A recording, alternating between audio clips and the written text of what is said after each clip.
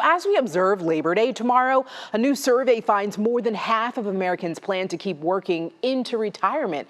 It's called partial retirement, and they're forced into it these days as the cost of living has really increased and savings have decreased. We've got local financial professional John Lawton from Open Air Advisors joining us this morning to really talk about this trend and how you can avoid working during your golden years. John, thank you for joining us so early in the morning. Yeah, thank you. All right, so we're talking about partial retirement. I kind of gave an explainer on it, but what really is it? Partial retirement is just maybe you're reducing your hours, maybe you're going part-time, or maybe you're working seasonally, but it's just a time period where you are continuing to work, but you're just doing it on a reduced rate.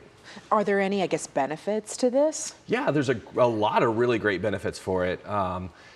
Probably the biggest one that a lot of people don't talk about is just being able to delay Social Security. For a lot of us a lot of us that are at retirement age, the average retirement age balance of their 401k is somewhere around $400,000. And so a lot of us with the cost of living increasing are realizing that maybe that's not enough money. Right. So being able to delay your Social Security payment, you can delay it all the way till 70. Every year that you delay it, you're getting an 8% increase. So for a lot of folks, working partially is allowing them to delay that. It might delay your need to dip into those retirement funds for a longer period of time, allowing them to grow more so that you're on a better footing for full retirement. Yeah. And lastly is you get to keep your friends. One thing that a lot of people don't think about, and one thing that we see as we help folks retire every day is retirement can be a big change in your regular life. Your friends that you see on a regular basis, that you see day in and day out, that's a big part of your social network. 1 in 3 retirees experience some kind of depression symptoms, and so doing this seasonal work, part-time work, being able to still go in and see those people can be a really great source of keeping you going during those retirement years. That really is a good point to make. My mom, she is a special education teacher. She's been teaching for 31 years. This year, she finally decided to retire. And I'm like, Mom, you're so lucky. She gets a nice, hefty pension. But I think she's a little sad right now. She's like, oh my gosh, I'm not going back to school this year. You know, what should I do? And I think she is looking for that. Oh, she'll probably go back and sub. We see a lot of those folks sub. My dad was a Dallas policeman. He works at the fair. He works at the fair. He's been working at the fair for 10 years. And they go back. It's all of his policeman buddies. So I think it's great. Now, I guess how can people, when they enter this partial retirement, feel a little bit more secure to say, okay, maybe I can let go of the second job?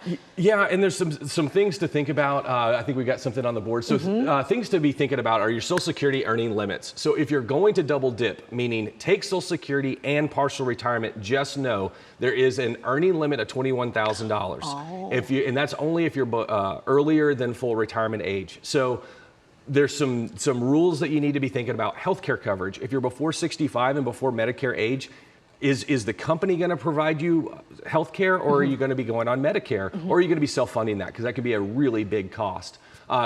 Last one is just tax increases. And let me just say, anytime we're working with retirement or we're looking at any of those things, we need to be focusing on those taxes in our tax planning. You know, John, I'm actually really curious because you said that you're helping people retire every day. Is there like an issue that you're seeing right now with people that are trying to retire? I mean, I think that there's a lot of folks that are, we've had some really crazy years in the work environment and in just socially in the United States with COVID and different things like that. And so there's been a lot of shakeups with a lot of companies, and we're seeing a lot of people make decisions, you know, basically deciding, I don't want to give these last years to these companies, and they're finding different ways to do it. So partial retirement, I think, is a great way for people to not fully retire. Maybe they weren't financially set up for that yet, but this is a great way for them to get their foot in the door, or foot into retirement, but still retain those relationships, be able to continue with that, those retirement plans for a little bit longer. Awesome. John, thank you so much for stopping by, and great tips there. Very insightful. Thank you so much.